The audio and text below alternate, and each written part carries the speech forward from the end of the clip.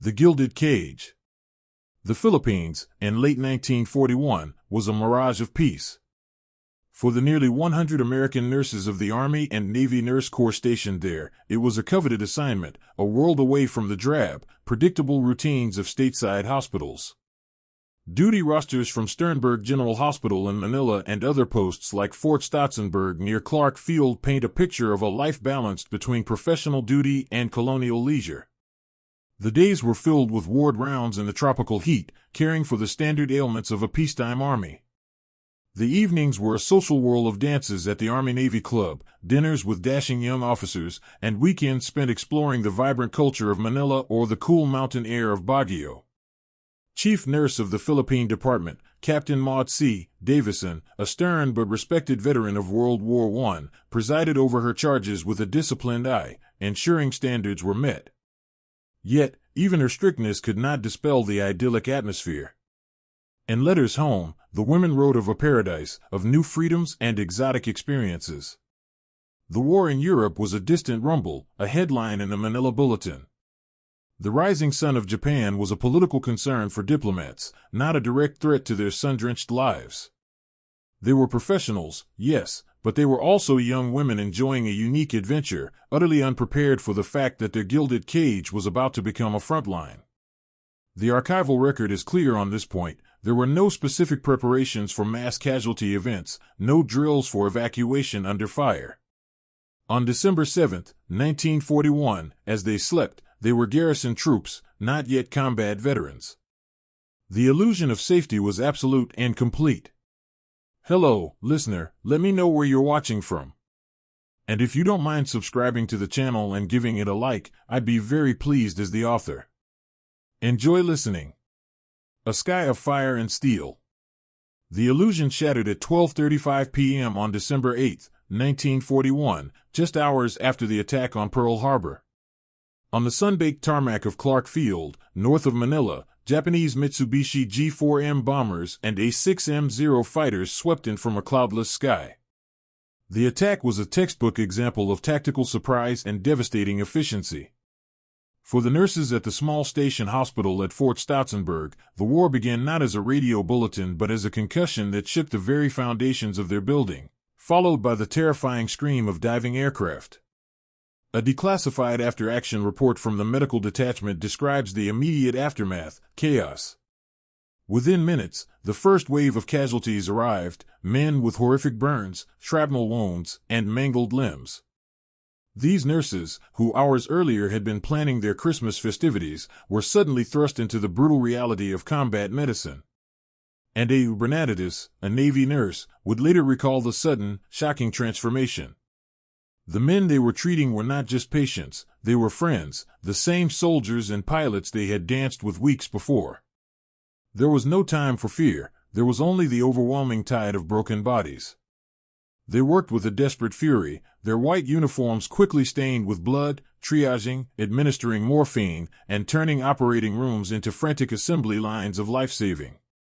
The technology of their trade, sterile gauze, surgical steel, sulfa drugs, was immediately pitted against the technology of war, the high-explosive bombs and cannon shells that tore through metal and flesh with equal indifference. In those first hours, they learned the brutal arithmetic of war. The demand for care would always outstrip the supply. The Great Retreat. In the weeks that followed, the strategic situation for the U.S. Army forces in the Far East, USAF, under General Douglas MacArthur deteriorated with breathtaking speed. Japanese forces landed on the main island of Luzon and began a pincer movement on Manila. On December 24, 1941, MacArthur made a fateful decision. He declared Manila an open city to spare it from destruction and ordered all military forces to execute War Plan Orange 3, WPO3. This was a long-established pre-war strategy calling for a tactical retreat to the rugged, defensible Bataan Peninsula, there to hold out until the U.S. Pacific Fleet could fight its way across the ocean with reinforcements. For the nurses, this strategic decision translated into organized chaos. An order came down from Captain Davison, pack one bag. They were evaluating. In the frantic hours at Sternberg Hospital, they had to choose what to take and what to leave behind. Diaries and post-war interviews reveal the heartbreaking nature of these choices. A photograph, a favorite dress, a stack of letters from home, all the small totems of a life now gone were abandoned. They focused on medical essentials, cramming what supplies they could into trucks and ambulances. On Christmas Eve, as festive music still played eerily on the radio, convoys of nurses departed Manila for the unknown hardships of Bataan. The journey was a reverse exodus, moving away from civilization toward a malarial jungle, while the roads were clogged with panicked civilians fleeing the other way. The logistical brilliance of WWII on paper was a logistical nightmare in reality, and these women were caught in the middle of it, leaving behind the last vestiges of comfort and security for a fight they were never meant to be a part of. Hospitals without walls. Arriving in Bataan was a shock to the system. The peninsula was a tangle of dense jungle, rugged mountains, and swampy lowlands, a place ill-suited for habitation, let alone the establishment of large-scale medical facilities. The Army's plan called for 2 major hospitals. General Hospital No. 1 was established near Limay, and a series of hastily cleared buildings and open-air wards. General Hospital No. 2, deeper in the jungle near the Captivity River, was even more primitive. It was, in essence, a hospital without walls. An entry from the diary of Lieutenant Juanita Redmond describes the scene vividly. "We are located in the thickest part of the jungle. The receiving ward, the operating rooms, and the central dressing section are the only wooden buildings. The rest of the hospital consisted of thousands of patients lying on bamboo cots under the jungle canopy, exposed to the elements, insects, and constant threat of attack. The nurses, accustomed to the sterile, ordered world of a modern hospital, were now pioneers of extreme improvisation. They sterilized instruments and opened fires, used bamboo for splints and bedpans, and battled swarms of flies and mosquitoes that descended on the wounded. The equipment was rudimentary at best. An analysis of the medical supply situation reveals a catastrophic failure in planning. Only a fraction of the necessary resources had been successfully moved to Bataan. The nurses worked 12 to 16-hour shifts in stifling humidity, their very presence a beacon of order and compassion in a world that had descended into primeval chaos. Their white uniforms, a symbol of clinical authority, were soon tattered and mud-stained, but they became a symbol of something else: hope. The red tide and the black flag. By January 1942, the full horror of the Bataan campaign was unleashed. The Japanese launched their first major offensive, and a torrent of casualties flooded the 2 jungle hospitals. Designed to hold 1,000 patients each, they were soon overwhelmed, with Hospital No. 1 swelling to over 3,000 and Hospital No. 2 to a staggering 7,000. The nurses confronted not just the ghastly wounds of modern warfare, shrapnel, burns, and bullet holes, but a second, more insidious enemy: disease. The peninsula was a hotbed for malaria, and with dwindling supplies of quinine, thousands of soldiers and nurses alike were struck down with violent fevers and chills. Dysentery, born of poor sanitation and contaminated water, swept through the wards, weakening the already wounded. Scurvy and beriberi, diseases of malnutrition, began to appear as rations were cut. The logistical lifeline was severed. The promised convoy from the United States was a phantom. The official ration was cut in half, then to a quarter, consisting of a few spoonfuls of rice and occasionally a piece of mule or carabao meat. The nurses, suffering from the same starvation and disease as their patients, carried on. They were surrounded by what they called the red tide of casualties and the black flag of gangrene, which they fought with the last of their sulfa drugs. The human factor was everything. In the absence of proper medicine, their care, their touch, their words of encouragement were often the only treatment available. They were no longer just nurses, they were fighting a desperate holding action against death itself, armed with little more than dwindling supplies and limitless courage. The cross as a target. International law, as codified by the Geneva Convention, was meant to be a thin shield of civilization in the barbarism of war. For the jungle hospitals of Bataan, that shield was marked by enormous red crosses, painted on canvas roofs or laid out with white stones on the ground, clearly visible from the air. This was a universally recognized symbol of sanctuary, a plea for immunity. On March 29, 1942, that plea was violently rejected. Japanese bombers, flying low over the peninsula, deliberately targeted General Hospital No. 1. The attack was methodical and brutal. Bombs rained down on the wards, tearing through the thin roofs and crowded lines of bamboo cots. The ground heaved, and the air filled with the screams of men wounded for a second time, many killed in the very beds where they were supposed to be healing. From the archival testimony of the nurses, a scene of unspeakable horror emerges. They dove for cover under operating tables and in ditches, only to rise again amidst the carnage. Second Lieutenant Helen Casciani, Summers, recounted seeing a bomb land directly on a ward, obliterating it instantly. The nurses' response was immediate and instinctual. Ignoring their own safety, they ran back into the burning, collapsing structures to pull patients from the wreckage. They used their own bodies to shield men from falling debris, tearing their uniforms into makeshift bandages to staunch fresh wounds. This was not a tactical military strike, it was an act of terror. The analysis is stark. By targeting a clearly marked hospital, the Japanese command aimed to shatter the morale of the defenders, demonstrating that there was no safe place on Bataan, no respite from the violence. For the nurses, it was a profound psychological blow. They were not just caregivers in a war zone, they were now designated targets, their symbol of mercy treated as a bullseye. The evacuation to the Rock. By the first week of April 1942, Bataan's fate was sealed. The defensive lines, manned by starving, disease-ridden American and Filipino soldiers, had finally crumbled. The end was imminent. On April 8, a frantic order came: all Army nurses were to be evacuated immediately to Corregidor, the fortified island fortress at the mouth of Manila Bay. This order was a dagger to the heart. For months, they had shared the suffering of their patients, the boys of Bataan. Now, they were being ordered to leave them behind. Diaries and post-war interviews are filled with their anguish and guilt. They felt they were abandoning their men at their darkest hour. The evacuation itself was a perilous gamble. In the dead of night, the nurses were herded onto the last ferryboats, like the Don Esteban, for the treacherous 3-mile crossing. The channel, known as the Boca Chica, was targeted by Japanese artillery firing from the captured shore of Cavite. The water erupted with shell splashes as the small boats zigzagged through the darkness. They huddled on the decks, praying as shells shrieked overhead, knowing that a single direct hit would consign them to the waters of Manila Bay. They arrived on Corregidor, the island bastion known as the Rock, and were met with a sense of grim finality. They had traded the exposed jumble for a subterranean fortress, but it was clear this was not a rescue. It was a retreat to the last possible bastion of defense. They had escaped the fall of Bataan, but they had merely moved to the next, and final, killing ground. The subterranean hospital.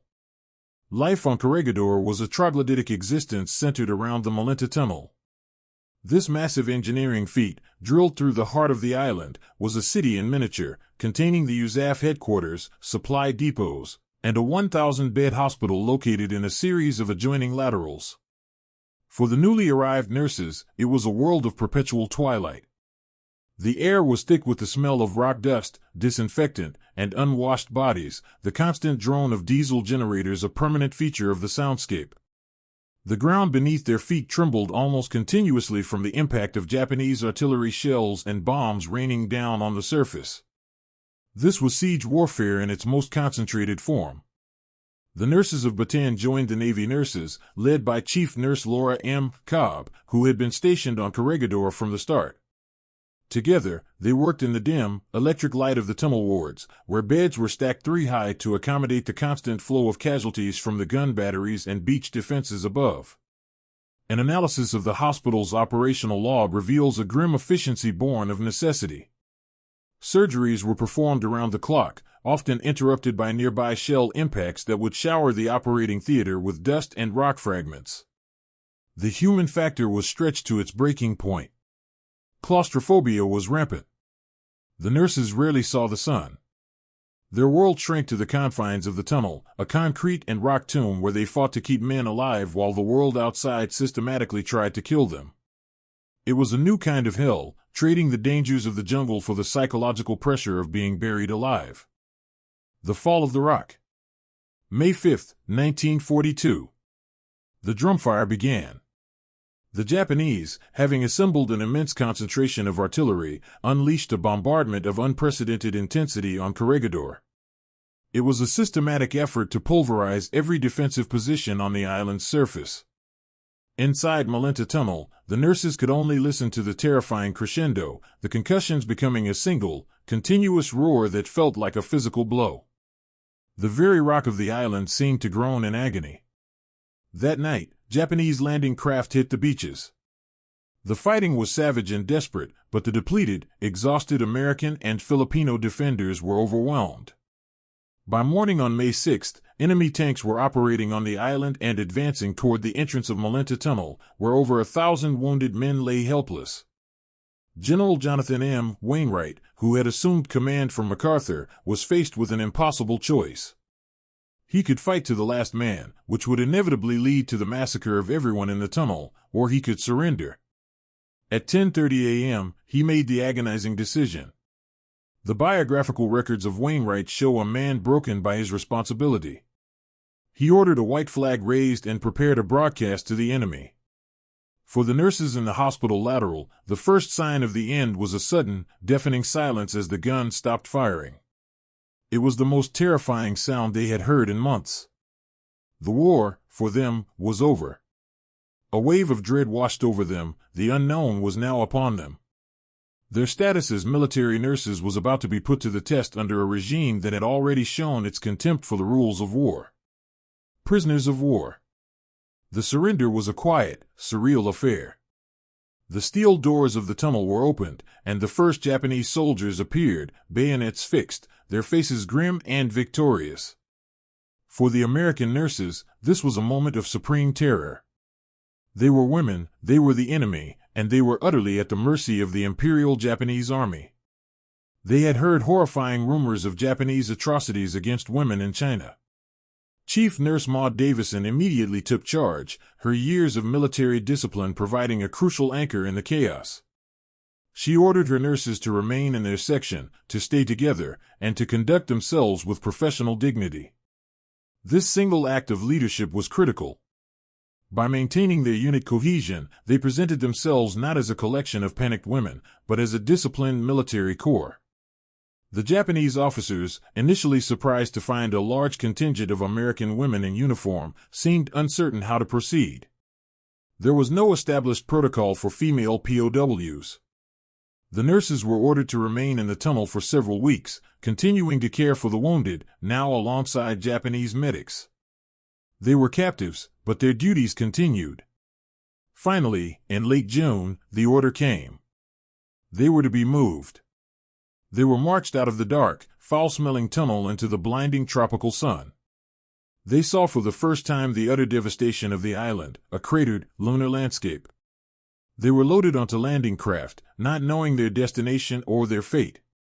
As the boat pulled away from the shores of Corregidor, they looked back at the fallen fortress, the site of their last stand. Their war of healing was over. Their war of survival was just beginning. The gates of Santo Tomas. Their destination was Manila, the city they had fled in haste just 7 months earlier. But they were not returning to the familiar comforts of Sternberg Hospital. Their convoy delivered them to the gates of the University of Santo Tomas, UST, a sprawling 400-year-old institution whose stone walls now served as the perimeter of a vast civilian internment camp. As the 66 Army nurses and 11 Navy nurses marched through the gates in July 1942, they joined over 3,000 other civilian prisoners, American, British, and other Allied nationals caught by the Japanese invasion. The archival census of the camp shows a cross-section of society: businessmen, teachers, engineers, missionaries, and hundreds of children. The Japanese military's decision to classify the nurses as civilian internees rather than military POWs was a crucial, if arbitrary, distinction. It spared them from the far more brutal conditions of military camps like Cabanatuan, where their male medical counterparts were sent. However, it also plunged them into a world of chaotic self-governance and slow starvation. Their first sight of the camp was a shock. The once manicured grounds were already being transformed into a shantytown of makeshift shelters, and the university's buildings were crammed with families living in partitioned classrooms. For the nurses, who had maintained their military structure through bombs and siege, this was a descent into a new kind of disorder. They were assigned a small, crowded section of the main building, their discipline and cohesion making them an island of order in a sea of civilian desperation. That first night, as the gates of Santo Tomas were locked behind them, the reality of their situation became absolute. They were no longer soldiers in a fallen fortress, they were prisoners in a city of captives. A community of captives. In the disorienting chaos of Santo Tomas, the nurses' military training became their greatest asset. While civilian internees struggled to form a coherent social structure, the nurses instinctively reverted to their chain of command. Captain Maud Davison and Navy Chief Nurse Laura Cobb, the respective leaders of the Army and Navy contingents, became pillars of authority not just for their own women, but for the entire camp. An internal camp document, a hand-typed organizational chart, shows the immediate establishment of a camp hospital in the Santa Catalina Hospital on the camp's grounds, with the nurses forming its professional core. They organized wards, established sanitation protocols, and began treating the camp's sick and infirm with the meager supplies they had. Their white uniforms, now patched and threadbare, were once again a symbol of hope and competence. They established a rigid daily routine, morning roll call, work shifts at the hospital, and assigned duties for cleaning and maintenance. This discipline was a powerful psychological defense against the apathy and despair that pervaded the camp. They became known simply as the Angels.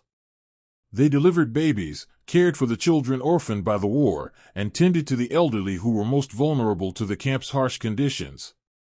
Their analysis of the camp's needs was swift and effective. They identified nutrition and sanitation as the two greatest threats and lobbied the Internee Executive Committee for better resource allocation.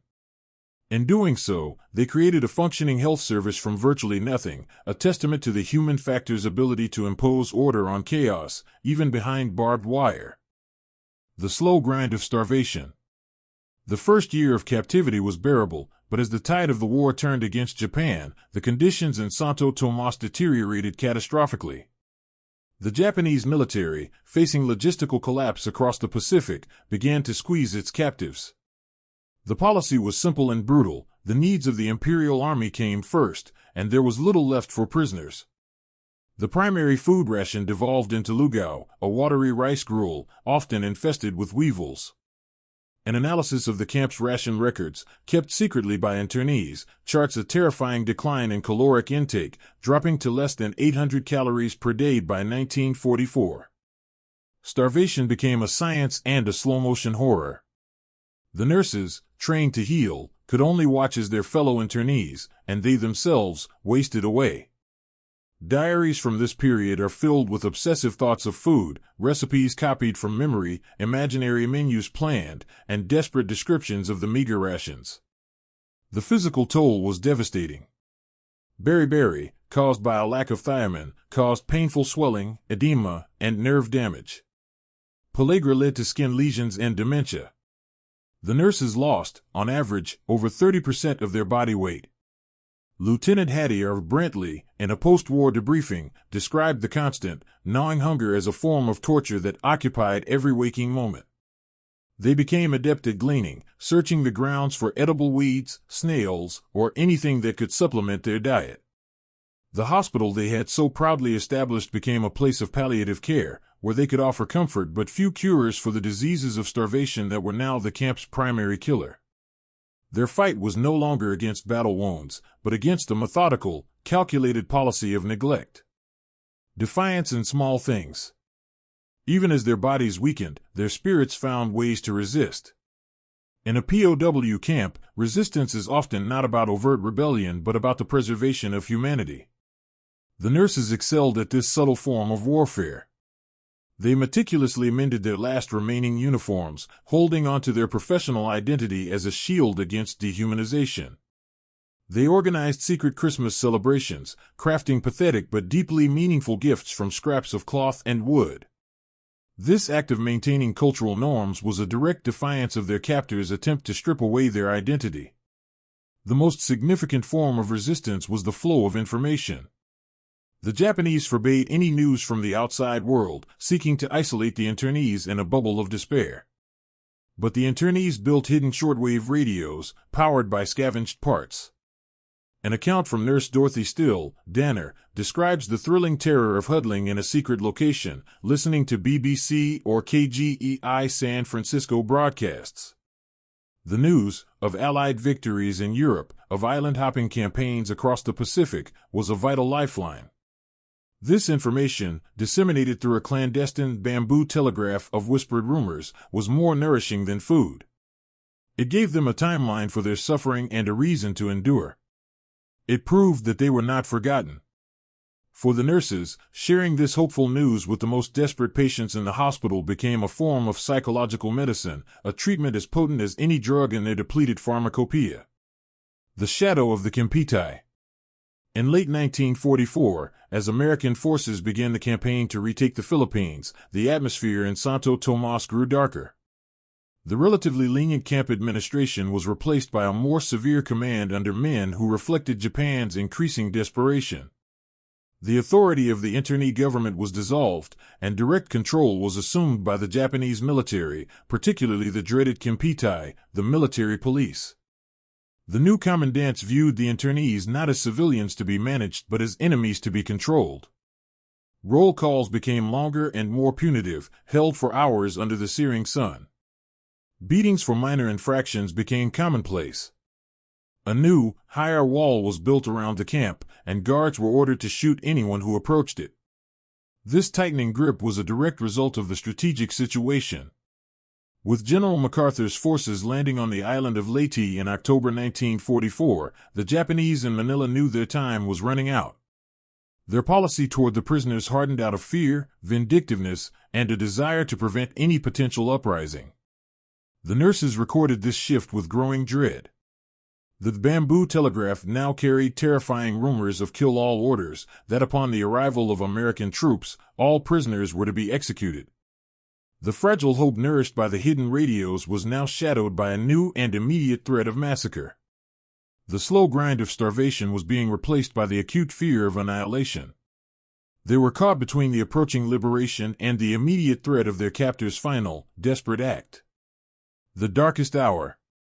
January 1945 was the nadir. The camp had become a skeletal city, haunted by the specter of death. The Japanese command, now led by the notoriously cruel Lieutenant Colonel Hayashi, had cut the meager rations to their absolute limit. The daily calorie count plummeted to an estimated 700 per person, well below the level needed to sustain basic bodily functions. From the nurses' perspective, as recorded in their secret notes, their hospital had ceased to be a place of healing. It was now a hospice, a place to manage death. They watched helplessly as friends and fellow internees, people they had known for 3 years, succumbed to starvation's trilogy, beriberi, pellagra, and edema. The human body, deprived of essential nutrients, began to consume itself. A chillingly dispassionate analysis of camp mortality rates shows an exponential spike in deaths during this period. The psychological toll was immense. The hope kindled by clandestine radio reports was now a flickering flame in a hurricane of fear. The kill-all order was no longer a distant rumor but a palpable threat. The nurses, who had faced bombs and disease with professional stoicism, now faced a new enemy, the agonizing uncertainty of whether they would be machine-gunned in a ditch just hours before salvation arrived. Their commander, Captain Davison, now frail and emaciated herself, continued to make her rounds, her presence a silent act of defiance, reminding her band of angels of who they were. It was a battle of pure will, holding on to sanity and discipline as their bodies and their world dissolved around them. A rumble on the horizon. In the last week of January, a new sound entered the stagnant air of Santo Tomas, a low, persistent rumble from the north. It was artillery. For the first time in 3 years, it was friendly artillery. American forces had landed at Lingayen Gulf and were fighting their way south toward Manila.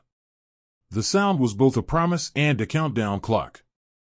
Every distant boom that shook the ground signaled the approach of liberation, but it also increased the paranoia of their Japanese guards. The strategic situation was a desperate race.